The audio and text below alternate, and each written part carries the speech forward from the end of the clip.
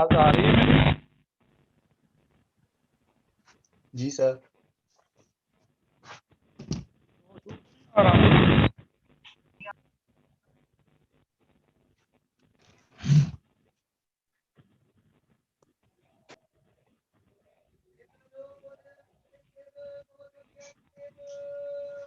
Last lecture میں کہاں تک پڑھا تھا؟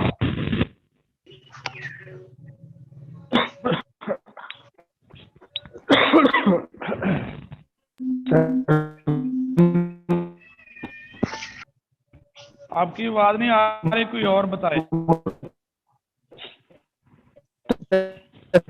سر متقین کی خصوصیات پڑھی تھی. پہلی 5 آیات پڑھ لی تھی ہم نے سورہ بقرہ کی. جی سر. آخری آیات جو 3 ہیں وہ ابھی سٹارٹ نہیں کی.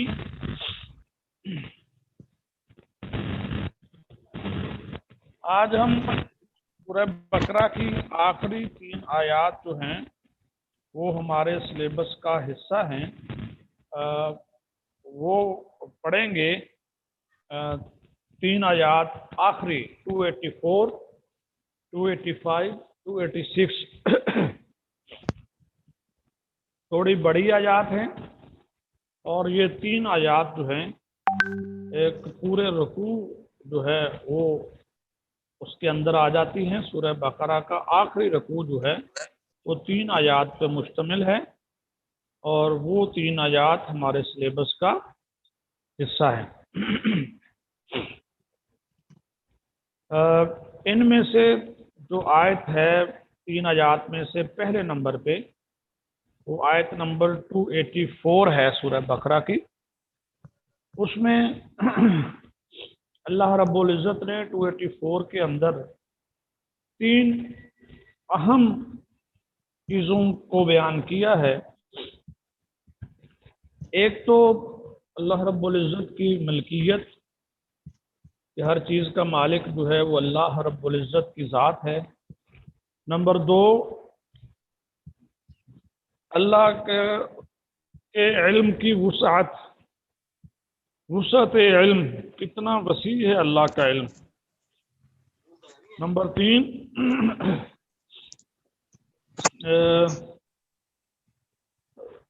اللہ ہر چیز پہ قادر، اللہ کی قدرت کا بیان. یہ 3 اہم باتوں کا بیان جو ہے وہ اس پہلی آیت میں ہوا ہے.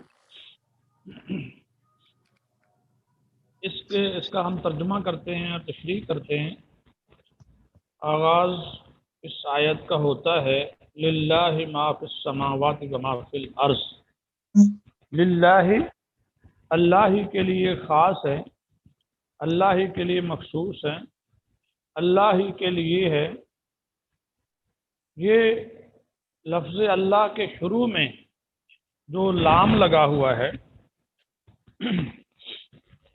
جس کو ملا کر ہم للہ کہہ رہے ہیں، اس کو لام تخصیص کہا جاتا ہے. لام تخصیص. یہ لام، اس کا استعمال کسی چیز کو کسی دوسرے کے لیے خاص کرنا، مخصوص کرنا، یا اس کی ملکیت ثابت کرنا، اس کے لیے اس لام کا استعمال ہوتا ہے. تو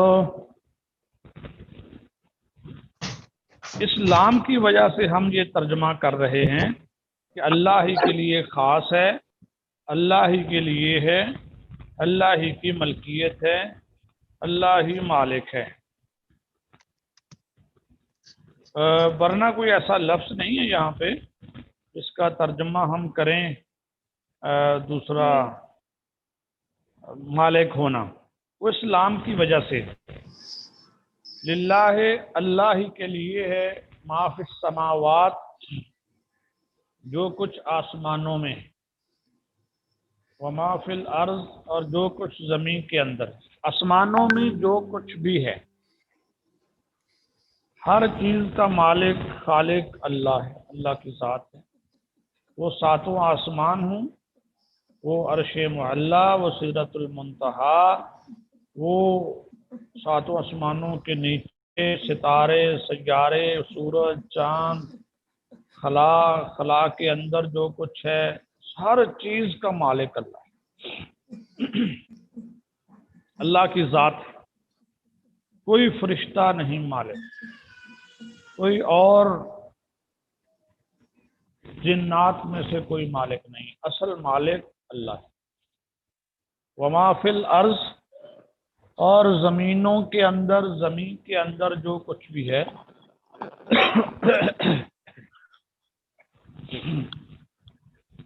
زمین کے اندر جتنی چیزیں ہیں، وہ ایک ریت کے ذرے سے لے کر، ایک مٹی کے ذرے سے لے کر، اس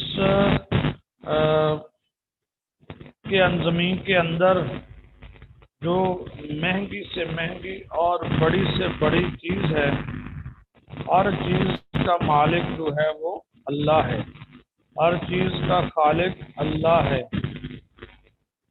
وہ ہیرے جواہرات ہوں، وہ سونے کے پہاڑ ہوں، وہ اور اس دنیا کی مہنگی چیزیں، ہر چیز کا خالق مالک اللہ کی ذات ہے۔ اصل مالک کو کوئی دوسرا مالک نہیں ہے۔ ہم جو مالک ہیں عارضی مالک ہیں، عارضی ملکیت ہے، کوئی زمینوں کا مالک ہے، کوئی گھر کا مالک ہے، کوئی فیکٹریوں کا مالک ہے، یہ عارضی مالک ہے۔ پیچھے اصل مالک کون ہے؟ وہ اللہ رب العزت کی ذات، وہ اصل مالک ہے۔ دیکھتے نہیں آپ لوگ کیا سے 100 سال پہلے، 150 سال پہلے کتنے لوگ تھے جو کروڑ پتی تھے، ارب پتی تھے، آج وہ انتہائی غربت کی زندگی گزار رہے، غربت کی لکیر سے نیچے زندگی گزار رہے۔ ایسا کیوں ہوا؟ کیسے ہوا؟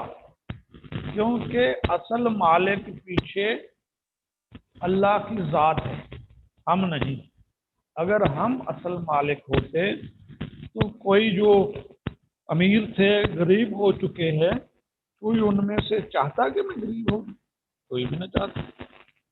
تو یہ غریب کیسے ہو گئے؟ کیونکہ پیچھے اصل مالک جو ہے وہ اللہ کی ذات ہے۔ اب آپ دیکھیں انڈیا کے اندر خاندان مغلیہ نے کتنے 100 سال حکومت کی، کئی 100 سال ان کی حکومت رہی انڈیا میں، بادشاہ رہے وہ، تاریخ میں ان کا نام لکھا گیا ایشیا کے اندر۔ لیکن جو آخری بادشاہ تھا ان کا، بہادر شاہ ظفر، اس کی آگے کوئی نسل سے نواسی کی کوئی آگے نواسی ہے، وہ اس ٹائم دہلی کے اندر چائے کا ایک کھوکھا، ایک کنٹین جو ہے وہ چلا رہے۔ حالانکہ بادشاہ تھے اس کے آباء و اجداد۔ ان چیزوں سے ثابت ہوتا ہے کہ اصل مالک اللہ کے ساتھ، اصل پیچھے مالک اور ہے۔ اور کتنے لوگ تھے جو آج سے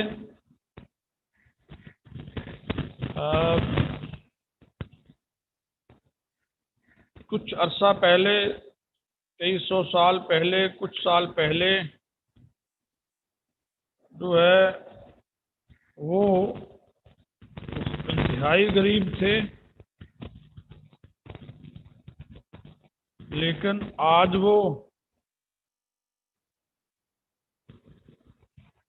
بڑے امیر ہو کر اور الحمدللہ بڑی کروڑ پتی، ارب پتی، اس طرح کی وہ اسٹیٹس میں زندگی گزار رہے ہیں۔ یہ سب چیزیں ثابت کرتی ہیں کہ پیچھے مالک اور ہے۔ آیت کے اگلے حصے میں اب اللہ کے علم کا، اللہ کے علم کی وسعت جو ہے اس کا ذکر آیا۔ وَإِن تُبْدُوا، اور اگر تم ظاہر کرو، ما فی انفسکم، جو تمہارے نفسوں میں ہے، تمہارے دلوں میں ہے، تمہارے سینوں میں ہے، اس کو تم ظاہر کر دو، او یا تخفوہ، اس کو تم چھپا لو تمہارے دلوں میں اور تمہارے سینوں میں جو وسوسے ہیں، خیالات ہیں، خواہشات ہیں، ان کو چھپا لو یا ظاہر کر لو۔ اللہ کو کوئی فرق نہیں پڑتا، نہ چھپانے سے پڑے گا نہ بتانے سے پڑے گا، کیونکہ اللہ کا علم اتنا وسیع ہے، اتنی زیادہ اس کی وسعت ہے کہ اللہ تو سینوں کے بھید بھی جانتا ہے، اللہ سینوں کے راز جانتا ہے۔ واللہ علیم بذات الصدور، اللہ سینوں کے راز بھید جانتا ہے۔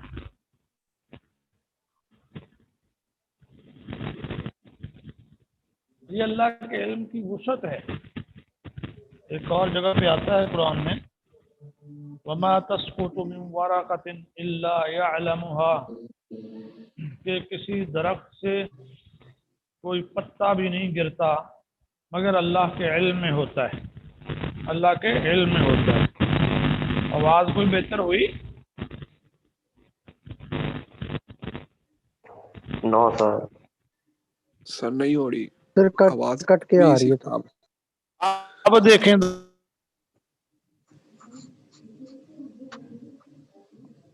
سر جی بالکل ہی نہیں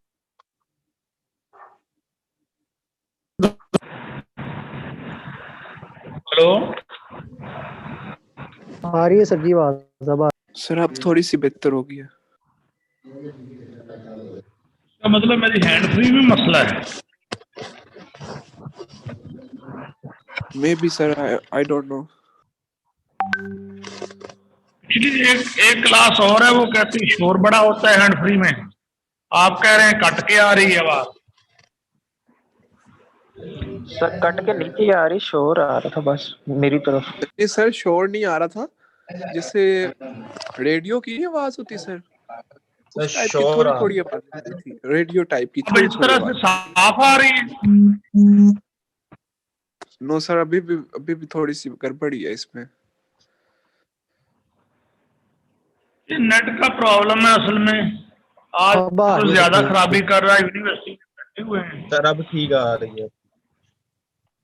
تو کیا کرنا ہے پھر، کوئی بولنے کا میرے فائدہ ہے یا نہیں؟ جی سر جی جی بالکل ہے بولے سر، سمجھ آ رہی سمجھ ہے۔ تو آ رہی ہے آپ کی۔ اچھا، اس طرح سے پھر موبائل پکڑ کے وہ بولنا وہ میرے لیے مشکل ہو جاتا ہے۔ بالکل سر، اتنے ٹائم تک کون کان کے ساتھ لگا کے رکھے۔ ہاں جی، چلے سر کوئی تو مسئلہ پھر نہیں ہے، میں آپ ہینڈ جیسے ایزی ہے نا ویسے کریں۔ فری پھر میں چینج کرتا ہوں جی جی کسی سر دن فی آج الحال شام لیکچر کو۔ لے لیتے ہیں۔ ہاں جی فی الحال لیکچر لے لیتے ہیں، تو آگے پھر آپ ہینڈ فری دیکھ میں لیجیے گا کچھ اس کے گزارا بعد۔ ہوتا ہے آواز کا؟ نہیں سر ہو آواز جاتا ہے اب ہمارا صحیح تو۔ ہوگی آپ۔ یس سر ہو جاتا ہے۔ ہینڈ فری میں ابھی تو میں نے اتاری ہوئی ہے۔ جی سر یہ اب آپ ہمارا کی ہو آواز بالکل ٹھیک آ رہی ہے، مطلب کہ آپ کی ہینڈ فری میں کوئی ایشو ہے۔ تو جب اگر میں لگا لوں تو گزارا تو ہوگا نا آپ لوگوں کا؟ جی جی سر ہو جائے گا کوئی ایشو نہیں، آپ لگا ہو لیں۔ جائے گا سر جی لگا لیں۔ جی، قرآن میں آتا ہے کہ وما تسقط من ورقۃ الا یعلمها، کہ کوئی پتا نہیں گرتا کسی درخت کا پوری دنیا کے اندر مگر اللہ کے وہ علم میں ہوتا ہے، اللہ جانتا ہے اس کو، اللہ کے نوٹس میں نالج میں ہوتا ہے یہ۔ اللہ رب العزت کا جو علم ہے وہ لامحدود ہے، اس کی کوئی حد نہیں ہے۔ اللہ کے علاوہ بقیہ جتنے بھی مخلوقات کا علم ہے، وہ انبیاء ہوں، وہ اولیاء ہوں، وہ علماء ہوں، وہ صوفیاء ہوں، وہ جو ہے اب ٹھیک آ رہی ہے؟ جی سر ٹھیک ہے۔ تو اب ہینڈ فری میں نے لگائی ہوئی ہے، وہ جہاں ہینڈ فری لگانے میں کوئی مسئلہ ہوگا، بن گیا ہوگا۔ تو اللہ کا انبیاء، اولیاء، صوفیاء، علماء، جتنے بھی سائنسدان جس کو مرضی لے ہیں، سب کا علم جو ہے وہ محدود ہے، وہ ایک حد تک ہے، لیکن اللہ کا علم لامحدود ہے، ان لمیٹڈ ہے۔ اللہ کے علم سے باہر کوئی چیز نہیں ہے دنیا کی۔ یہ تو آج کے جو انسان ہیں موجود، ان کے دلوں کے راز اللہ جانتا ہے، بلکہ میں تو کہتا ہوں اللہ اس کائنات کا آخری انسان کون ہوگا، وہ کیا سوچے گا، اس کے دل میں کیا کیا وسوسے آئیں گے، اللہ اس کو بھی جانتا ہے، اس سے بھی ابھی سے واقف ہے، اللہ کے علم میں ہے سارا کچھ۔ یحاسبکم بہ اللہ، اللہ تمہارا محاسبہ کرے گا۔ یہ ایک بڑا مسئلہ اس آیت میں آ گیا کہ دلوں میں جو وسوسے، خیالات، خواہشات، اس پر اللہ نے اعلان کیا ہے اس آیت میں کہ محاسبہ ہوگا، پکڑ ہوگی۔ تو کیا آیا دل کے برے خیالات، خواہشات جو دل کی حد تک ہوتے ہیں ان پہ بھی پکڑ ہوگی ہماری؟ جب یہ آیت نازل ہوئی، یہ الفاظ یحاسبک بہ اللہ، صحابہ کرام جو ہیں وہ اللہ کے نبی صلی اللہ علیہ وسلم کے پاس پہنچے اور جا کے شکایت کی کہ اللہ کے نبی صلی اللہ علیہ وسلم، یہ جو دلوں کے وسوسے ہیں، خیالات ہیں، خواہشات ہیں، جو ہمارے بس میں نہیں ہیں، ہمارے کنٹرول میں نہیں ہیں، کیا اس پر بھی ہماری پکڑ ہوگی، ہم گرفت میں آ جائیں گے، ہمیں سزا ملے گی؟ تو پھر اس کے جواب میں سورہ بقرہ کی آخری آیت جو ہے اس کا پہلا حصہ نازل ہوا، لا یکلف اللہ نفسا الا وسعها، کہ اللہ کسی کو اس کی طاقت سے بڑھ کر، استطاعت سے بڑھ کر حکم نہیں دیتا۔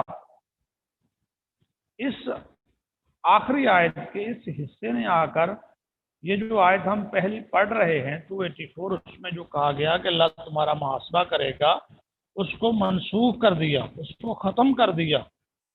اب آخری مسئلہ یہ ٹھہرا اسلام کا کہ دلوں کے جو وسوسے، خیالات، خواہشات جو ہمارے کنٹرول میں نہیں ہیں، ہمارے بس میں نہیں ہیں، ان پر ہماری پکڑ نہیں ہوگی، ہماری گرفت نہیں ہوگی۔ اللہ کے نبی صلی اللہ علیہ وسلم نے فرمایا، حدیث میں آتا ہے، مفہوم اس کا یہ ہے کہ اگر کوئی شخص اپنے دل میں کوئی اچھی سوچ سوچتا ہے، اچھا پلان بناتا ہے، تو وہ سوچنے پر ہی اس کا اجر اس کے نامہ اعمال میں لکھ دیا جاتا ہے۔ لیکن جو شخص برا سوچے گا، بری سوچ، برا خیال، وہ جب تک اس پر عمل نہیں کر لے گا تب تک وہ گناہ اس کے نامہ اعمال میں نہیں لکھا جائے گا۔ لیکن اگر دلوں کے خیالات، وسوسے، خواہشات بری، ان پر پکڑ تو نہیں ہے، یہ تو بات ٹھیک ہے، لیکن ان وسوسوں کو، ان خیالات کو، ان بری خواہشات کو اپنے سینوں میں، اپنے دلوں میں آ جانا یہ کوئی بڑی بات نہیں ہے، انسان کے بس میں نہیں ہے، لیکن فوراً جتنی جلدی ہو سکے ان سے نجات حاصل کرنی چاہیے، ان سے نکلنا چاہیے۔ اسلام نے اس کے طریقے بتائے ہیں، لا حول ولا قوت اعوذ باللہ من الشیطان، یہ چیزیں، کیونکہ جتنی زیادہ دیر وہ وسوسے، وہ خیالات آپ کے دل میں رہیں گے تو آپ کے گناہ کی طرف جانے کے جو چانسز ہیں وہ بڑھ جائیں گے۔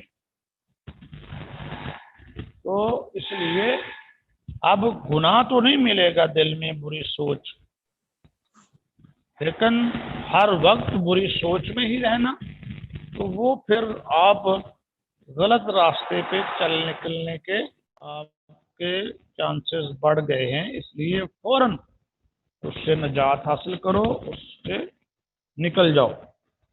آگے اللہ رب العزت نے فرمایا فَيَغْفِرُ لِمَن يَشَاءُ، اللہ جس کو چاہتے ہیں معاف کر دیتے ہیں، وَيُعَذِّبُ مَن يَشَاءُ، اللہ جس کو چاہیں عذاب دیں گے۔ بالکل ٹھیک بات ہے، اللہ کو کوئی پوچھ نہیں سکتا، اللہ با اختیار ہے، اللہ صاحب اختیار ہے، اللہ جو فیصلہ کرنا چاہے کر سکتا ہے، لیکن اللہ نے یہ ضرور ساتھ ساتھ بتا دیا کہ کون سے اعمال جو ہیں وہ بخشش اور مغفرت کا سبب بنیں گے اور کون سے اعمال جو ہیں وہ گناہ، عذاب، سزا اس کا باعث بنیں گے۔ یہ اللہ نے ہر چیز بتا دی، پورا پیپر جو ہے وہ آؤٹ کر دیا اللہ نے۔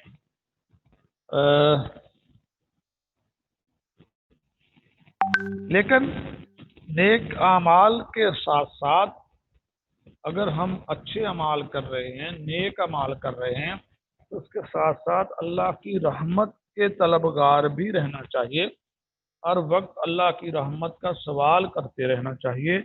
اللہ کی رحمت سے دوری، اللہ کی رحمت کے بغیر ہم نیک اعمال کے ہوتے ہوئے بھی ہمارا بیڑا پار نہیں لگے گا۔ اللہ کے نبی صلی اللہ علیہ وسلم نے صحابہ کرام کو بتایا کہ اللہ کی رحمت کے بغیر کوئی جنت میں نہیں جائے گا۔ صحابہ کرام نے پوچھا اللہ کے نبی صلی اللہ علیہ وسلم کیا آپ بھی؟ تو آپ صلی اللہ علیہ وسلم نے فرمایا ہاں میں بھی اللہ کی رحمت کے بغیر جنت میں نہیں جا سکتا۔ اس لیے نیک اعمال بندے کے پاس ہیں، اچھا آدمی نیک آدمی ہے، تو اپنے نیک اعمال پہ غرور، تکبر، گمنڈ نہیں کرنا چاہیے، بلکہ ان کے ساتھ ساتھ اللہ کی رحمت کا سوال بھی کرنا چاہیے۔ جی جی سر جی، آپ نے جیسے بتایا کہ انسان کو اپنا دل اور دماغ صاف رکھنا چاہیے خیالات سے، جیسے جو خیالات آتے ہیں، وسوسے آتے ہیں۔ سر جی اگر جیسے نماز، جیسے قرآن کہتا ہے کہ نماز برائی اور بے حیائی سے روکتی ہے، سر اگر انسان نماز بھی پڑھتا ہو اور ساتھ گناہ بھی کرتا ہو اور وہ چاہتا ہو کہ میں ان سے نکلوں گناہوں سے، تو وہ کیا کرے؟ اس سے نہ نکلا جائے؟ نہیں، وہ پھر یہ ایک کام تو وہ اچھا کر رہا ہے کہ جی جو وہ چاہتا ہے نکلنا، ہاں جی جو وہ چاہ رہا ہے اس خواہش کے ساتھ ساتھ وہ پریکٹیکلی جو ہے عملی طور پہ کوشش بھی شروع کرے۔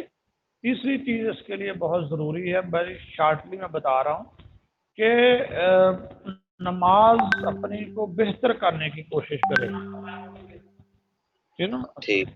ہاں جی، اپنی نماز کو بہتر کرنے کی کوشش کرے، کہیں نہ کہیں خامی اس کے موجود ہے۔ نماز ابھی وہ دل سے نہیں ادا ہو رہی، نماز پوری شرائط، ارکان، صفات کے ساتھ، فرائض کے ساتھ نہیں ادا ہو رہی، ابھی وہ کاروائی چل رہی ہے، اس کو بہتر سے بہتر کرنے کی کوشش کی جائے۔ ٹھیک ہے نا؟ ٹھیک ہے۔ تو اللہ کی رحمت کا سوال ضرور کرنا چاہیے۔ یہ بھی بات ضروری ہے کہ اللہ کی رحمت ہوگی اس پر جس کے اعمال اچھے ہوں گے، اس لیے الرحمت کے حصول کے لیے اعمال اچھے کرنے پڑیں گے۔ جب اعمال اچھے اور کر رہے ہیں ان پر غرور نہیں کرنا، ان پر تکبر نہیں کرنا۔ تو آخر میں اللہ رب العزت نے فرمایا واللہ علی کل شیء قدیر، اللہ ہر چیز پر قادر ہے، اللہ ہر کام کرنے پہ قادر ہے، ہر وقت جب چاہے، جیسے چاہے، جس طرح چاہے، جہاں چاہے اللہ ہر کام کو سر انجام دے سکتا ہے۔ کوئی کسی شخص کی، کسی انسان کی، کسی نبی کی، ولی کی اور کسی عالم کی، کسی مسلمان کی، کسی حکمران کی اللہ کو مدد کی ضرورت نہیں ہے۔ اللہ قرآن کہتا ہے وَإِذَا قَضَىٰ أَمْرًا، اللہ جب کوئی کام کرنے کا ارادہ کر لیتا ہے فَإِنَّمَا يَقُولُ لَهُ كُن، اللہ صرف کہتا ہے کن فَيَكُون، کن ہو جا، فَيَكُون، وہ کام ہو جاتا ہے۔ تو اللہ کو تو کن کہنے کی بھی ضرورت نہیں ہے میرے خیال میں، یہ بھی ہمیں سمجھانے کے لیے اللہ نے ایک مختصر سا لفظ بولا ہے، کیونکہ ہماری فطرت اور نیچر چاہتی ہے کہ ہر کام کو کچھ نہ کچھ ٹائم تو لگنا چاہیے اور لگتا ہے۔ تو اللہ نے کن ہو جا فیکون، وہ ہو جاتا ہے۔ تو اللہ ہر چیز پہ ہر کام کرنے پہ بااختیار. اللہ چاہے تو یوسف علیہ السلام کو کنویں میں پھینکا گیا جان چھڑانے کے لیے، اللہ نے بادشاہ بنا دیا. ابراہیم علیہ السلام کو آگ میں پھینکا گیا، اللہ نے اس آگ کو، اس نار کو گلزار بنا دیا.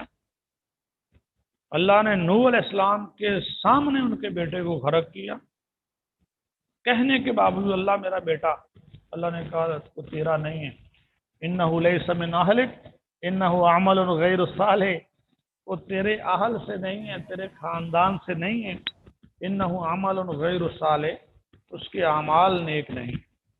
آنکھوں کے سامنے غرق کیے. تو اللہ کو کوئی پوچھ سکتا نہیں. فیضا قضا امرا، اللہ ہر کام کرنے پہ قادر، ہر کام کرنے پہ قادر. تو کسی شاعر نے کہا ہے نا، میری بے بسی کا عالم ہے تیرے کن کا منتظر، اے میرے مہرباں دکھا دے فیکون کا نظارہ.